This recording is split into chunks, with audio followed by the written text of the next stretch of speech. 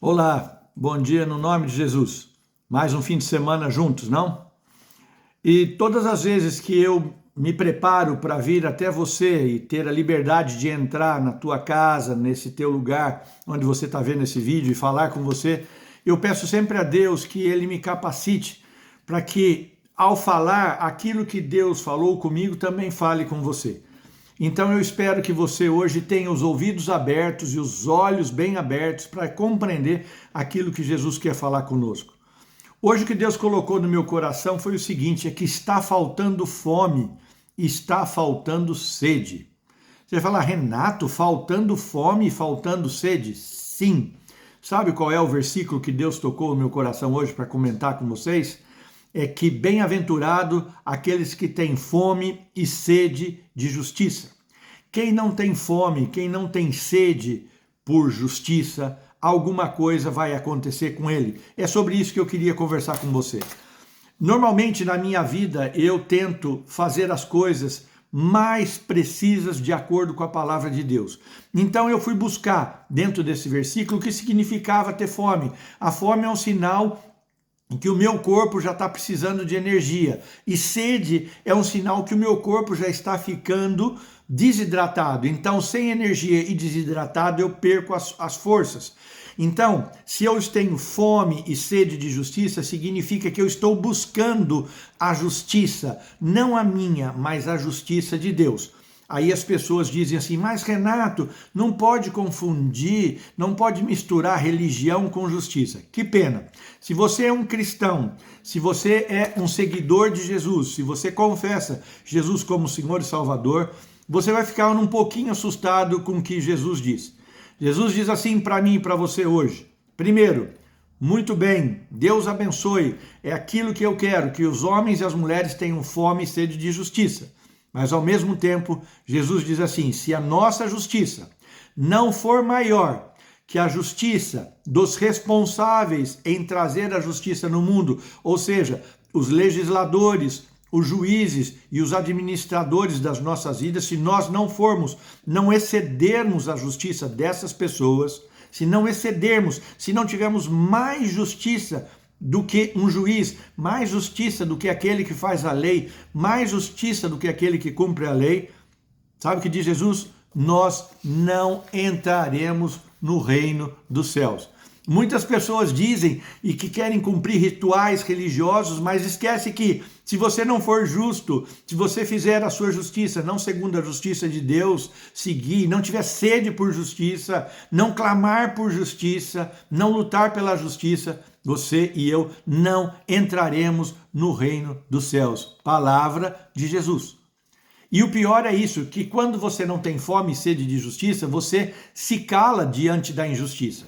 Aí você tem uma série de personagens que você pode buscar, aquele sacerdote, o Desmond Tutu, você pode procurar Martin Luther King, e que tem algumas coisas que falam sobre calar-se diante da injustiça.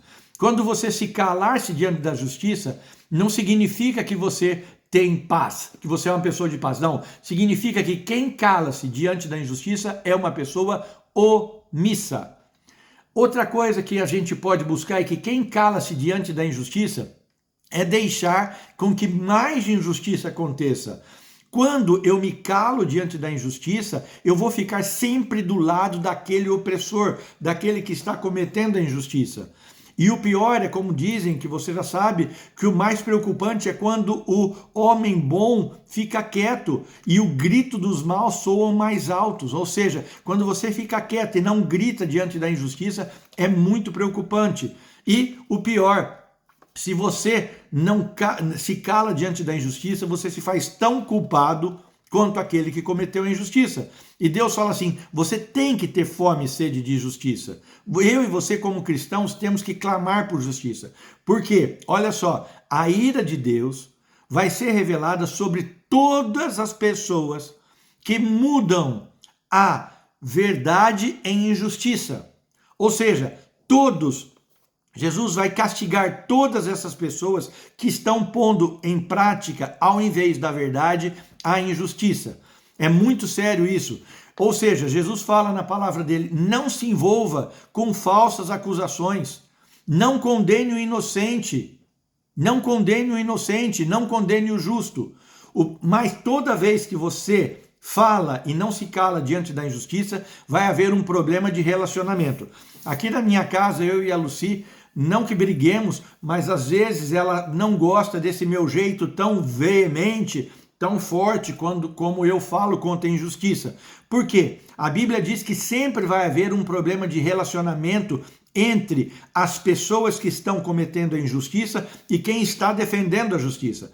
Quem não se cala diante da injustiça sempre vai ser considerado pelos maldosos, pelos desonestos, pelos injurientos, vai ser considerado uma má pessoa. Ou seja, os justos sempre serão detestados diante daqueles que são desonestos, diante daqueles que estão cometendo injustiça. E quando você lê, atenção, você que gosta de religião, que fala que religião não se combina com Jesus, não se combina com política, não se combina com a nossa vida, de viver a vida, Jesus diz assim que o verdadeiro jejum, uma das características do verdadeiro jejum, não é ficar sem comer, não é ir na igreja todo dia. Uma das principais características do verdadeiro jejum é que você deve soltar as correntes da injustiça.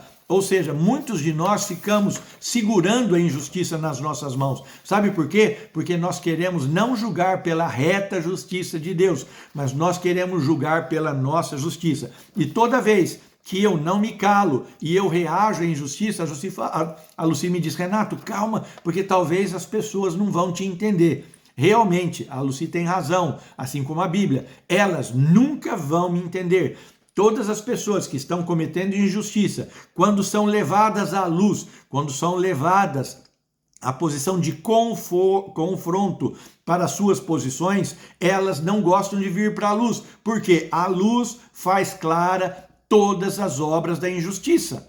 Então, se eu estou peleando com as minhas filhas, com meus amigos, com os meus clientes, com as minhas assistentes sobre uma falta de injustiça, eu tenho que estar preparado que Deus, vai ficar feliz. Mas quem está escutando, quem está cometendo injustiça, com certeza vai ficar bravo comigo. Mas o que interessa? Me interessa estar bem com Deus. Me interessa, claro, relacionar-me bem com as pessoas, mas eu não vou me calar diante da injustiça. E você também não pode calar diante da injustiça. Mas isso, Renato, acontece só agora? Não. Se você vê a política no Brasil e a política no mundo, o que está acontecendo? Está acontecendo isso desde o tempo da Bíblia, onde, no lugar do direito, o que está acontecendo é a impiedade. No lugar da justiça, o que está acontecendo é a maldade.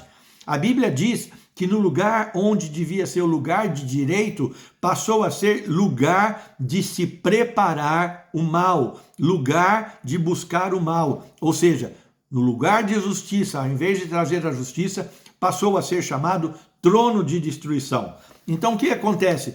Onde nós deveríamos buscar justiça, se nós ficamos quietos, nós nos fazemos cúmplices da injustiça. E aqueles que deveriam julgar, fazer as leis, cumprir as leis, eles estão trabalhando em prol do mal. E aconteceu mesmo com Jesus. Jesus, naquela época, estava convencendo as pessoas de virem para a luz, porque esse foi o chamado de Jesus, trazer eu e você para a luz dele. O que acontece? As pessoas disseram que eles estavam cometendo algo errado. Por quê? Todas as vezes que eu e você queremos trazer a justiça verdadeira, o que vai acontecer? As pessoas vão falar que nós somos enganadores, que nós não conhecemos a lei, e assim como Jesus foi taxado de enganador. E eles queriam que Jesus se calasse, queriam prendê-lo e até o mataram, porque ele queria implantar a justiça. E o que acontece? Essas pessoas que querem ficar firmes nas suas justiças, elas dizem assim, essa, como diz a Bíblia, essa ralé não entende da lei, essa ralé é maldita. Meu Deus! Além de ficarem bravos que nós estamos confrontando, que eles estão sendo injustos, eles ainda nos consideram ralé, um subpovo, ou seja, as pessoas enganadoras, as pessoas injustas que deveriam cumprir, elas nos consideram, os servos da luz, como sendo uma ralé.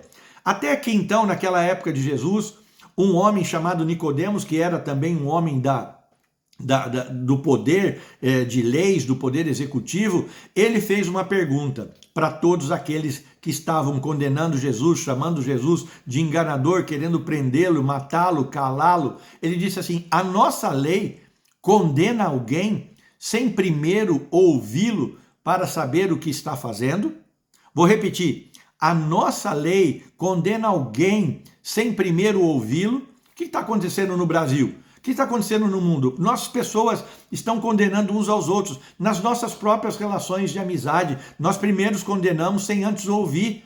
Nós não queremos confrontar porque dizemos nós somos de paz. Mentira! Quando você não quer confrontar, você é uma pessoa omissa. O confronto é saudável, você tem que confrontar para trazer as pessoas para a luz. Mas o que diz? Nossa lei condena alguém. Que lei? A lei de Cristo, a lei de Jesus. E a lei de Jesus tem 3 princípios. Coincidência ou não, talvez como as nossas leis. A lei de Jesus tem o princípio da parcialidade, o princípio da acusação e o princípio do juízo. Parcialidade, acusação e juízo. Toda vez que você é parcial, a Bíblia diz assim: não julgue ninguém com parcialidade, seja ele grande ou pequeno, antes ouça-o sempre. Meu Deus, como nós somos imparciais, não? Como nós às vezes efetuamos juízo sem ouvir a outra parte. E a Bíblia diz assim: quem julga com parcialidade, segundo a sua própria verdade. Jesus chama essas pessoas de túmulos branqueados, túmulos pintados por cal. Sabe o que acontece? Por dentro são cheios de maldade e por fora parece que são os mais bonitos. E Jesus chama essas pessoas de hipócritas. Se você é uma pessoa injusta, se você é uma pessoa que julga com parcialidade segundo a sua justiça, sabe que Jesus está te chamando de túmulo pintado de branco, ou seja, por dentro tudo morto, mas por fora bela viola, não? Então não seja imparcial, não seja parcial, não seja. Jesus quer que nós sejamos imparciais. Segundo, acusação. Quando você tiver e for escutar uma acusação, nunca escute de uma só pessoa. Ah, o fulano me disse isso, que fulano... Não, por 3 testemunhas, porque caso contrário você vai ser envolvido na própria justiça daquela pessoa que está dizendo algo. Ou seja, e quem acusa falsamente outra pessoa está tendo o mesmo pecado perante Deus da pessoa que cometeu o delito. Então, seja imparcial, sempre que alguém for acusar o outro, sempre peça testemunhas daquela acusação, nunca deixe de escutar a pessoa acusada. E o juízo? Ah, o juízo.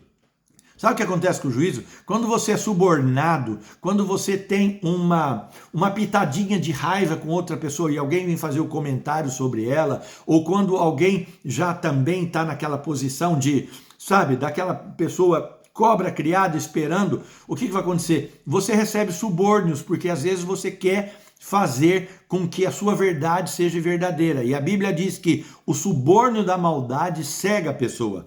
Então o juízo tem que ser segundo a justa justiça. Ou seja, sempre absolver o justo e sempre condenar o culpado. Por favor, não condene sem ouvir. Se você vai condenar, se você vai emitir um juízo sobre a justa juíza, sempre saiba, absolva o justo e condene o culpado. E a Bíblia diz: nunca use balanças desonestas. Ou seja, cada um vai ser merecedor da sua conduta. Jesus vai trazer a cada um segundo a sua conduta. Então, cuidado, não tenha favoritismos. Ou seja, seja imparcial. Na acusação, tenha testemunha e no justo juízo, não condene a pessoa que é justa. Primeiro escute e veja a defesa daquela pessoa, ouça as testemunhas e aí então, com balanças honestas, você vai emitir o seu juízo. E o que você quer fazer, Renato? Nós temos que fazer, eu e você, pelear, ter fome e sede de justiça, é fazer como o profeta Amós. Amós disse assim: Senhor, derrama a tua justiça sobre essa situação. Senhor, derrama a justiça na minha casa, na minha família, com os meus amigos. Senhor, derrame a tua justiça.